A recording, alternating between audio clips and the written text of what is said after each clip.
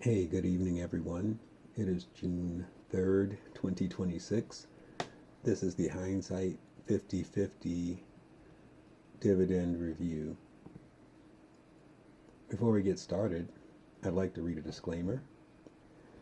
The information presented is for educational, informational, and discussion purposes only. I'm a software developer and MBA, and I'm currently pursuing my doctorate in business and finance. However, I'm not a financial advisor, investment advisor, CPA, or fiduciary. Nothing in this presentation should be interpreted as financial, investment, tax, or legal advice. It should not be interpreted as a recommendation to buy or sell any security or investment product. All investment carries risk, including the potential loss of capital. Individuals should conduct their own research and consult qualified financial professionals before making investment decisions. So what I'd like to look at first is the combined portfolio, and then we'll do some breakdowns on it. Currently, our portfolio is estimated at $2,742.64. That is approximately $228.55 per month. And I just kind of pointed out some of the things that buys in the real world. So I don't know. I have a Volvo. It carries about 16 gallons of gas, so I could fill mine up, two, three, about 3.5 times. I could go out to a restaurant, take myself out to eat for a relatively cheap meal a number of times.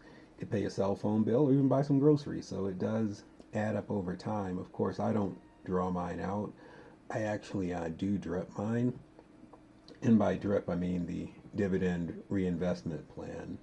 Essentially, you buy the company that pays out dividends. When you receive those dividends, instead of putting those in your pockets, you just go ahead and reinvest those. That buys more shares, so in the next payout, you get a larger dividend, and over time, that cycle kind of continues. You get a dividend, you reinvest, you get more stock, you get more dividend. And over time, that adds up, so it's just a way to compound over time. Now, there are some methods of high yield dividends or compounding that I don't necessarily recommend, especially those that involve things like margin. Like, I don't know if you've seen any of these guys on YouTube, but they're everywhere. Essentially, they have a setup where you get your check, you put your check in the account, basically use all that money to buy assets or stock, high yielding dividend stocks, allegedly. You collect those dividends, reinvest those, and what they believe is over time, those dividends or those distributions, those payouts, will outpace the interest on the margin. So that is the dream of financial freedom. Personally, I feel that's a bad financial decision. This is not financial advice, and I actually never invested in those types of funds. I do believe that they are absolute trash. And I do have a list of YouTubers. This is kind of a side thing of my own. Guys who hyped up these high dividend stocks. They had all these crazy videos with these fancy flowcharts and spreadsheets just for days.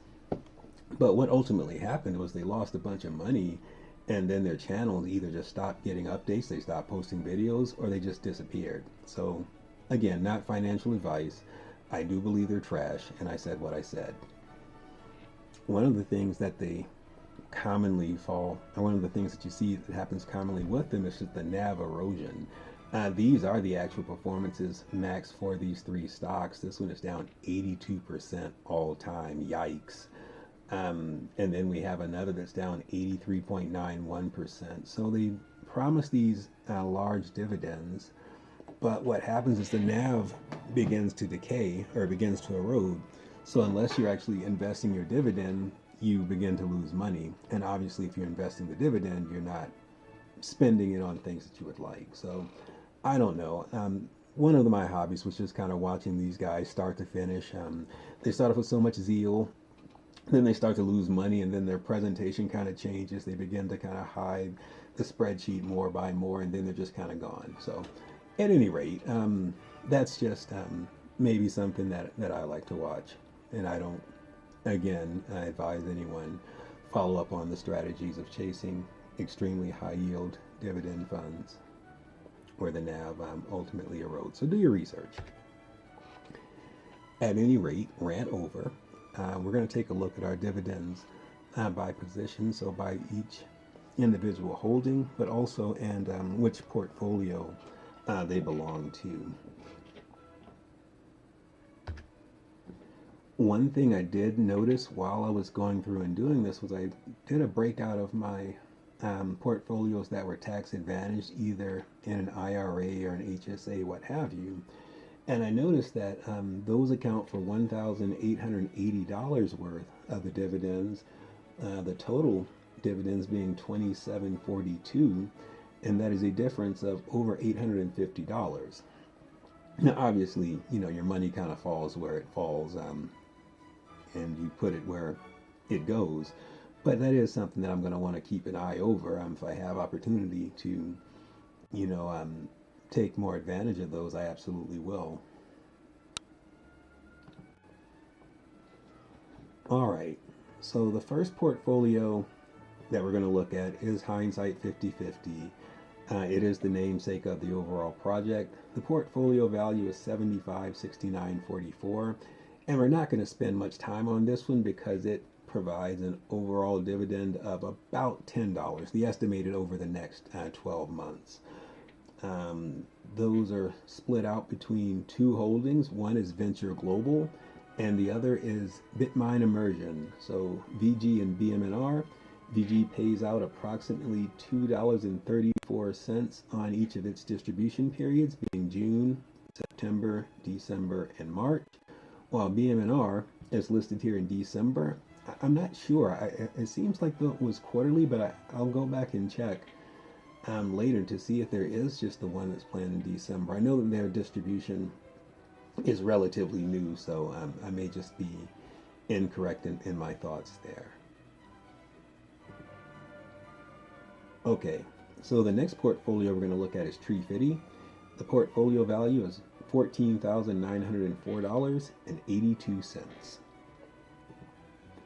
The planned distribution over the next year is I was going to say modest, but I don't even think modest is the word, $42.27. That is $3.52 per month, and that is paid out through three holdings: Meta, Google, and SMH. Meta pays out $6.99, Google $2.20, and SMH $5.52. So yeah, not a whole lot to say there. $3.52 per month, $42.27 on an annual basis. Okay, as we start to pick up a little bit as we go here, our next portfolio is Her Sweet Eye. The portfolio value is $59,780. It is not, oh, I'm sorry, I'm just reading that really badly. It's $5,978.01. I'll work on numbers. They're difficult. At any rate, the estimated payout is $194.44, $16.20 per month, and this portfolio is an HSA that holds SCHD only. Per distribution period, that pays out approximately $48.61.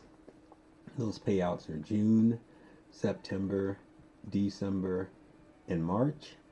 And the only thing that I'll call out is that Her Sweet Eye does not include the majority of our SCHD holdings. Those reside in Vera Swang.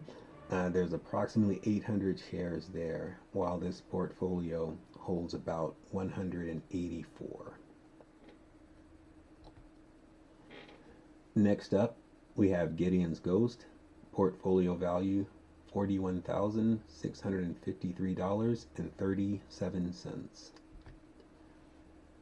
So this one over the next year is estimated to pay out about $278 or $23.10 per month.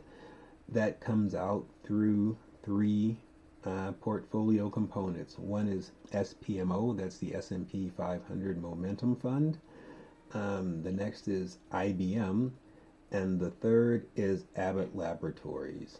SPMO And IBM payout in June, September, December, and March, while Abbott Laboratories pays out in August, November, February, and May.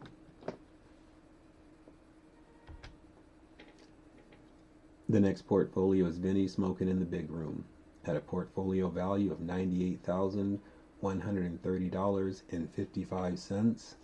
As a side note, this portfolio, when I woke up this morning, was a little over $101,000. So today was a pretty down day for the portfolio overall.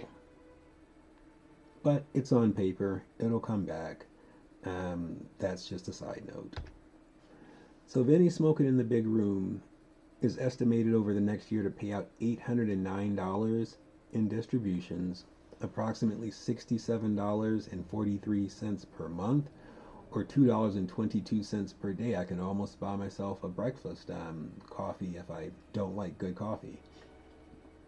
I don't like coffee at all. I drink it maybe 3 times per year. At any rate, this one is split out by a few more holdings. If you look to the right side here, we have VGT, which is the Vanguard Information Technology ETF, which provides 55.51. This is per its distribution period.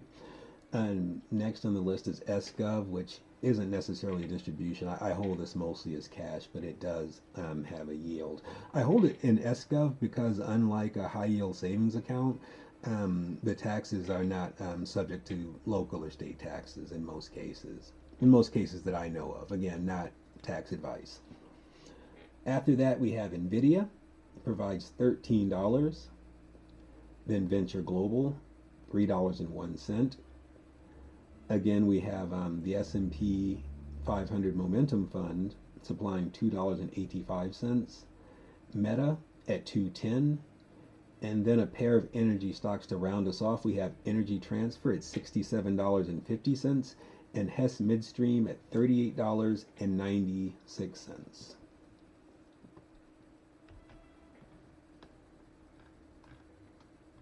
And our final portfolio that we're going to look at is Vera Swang.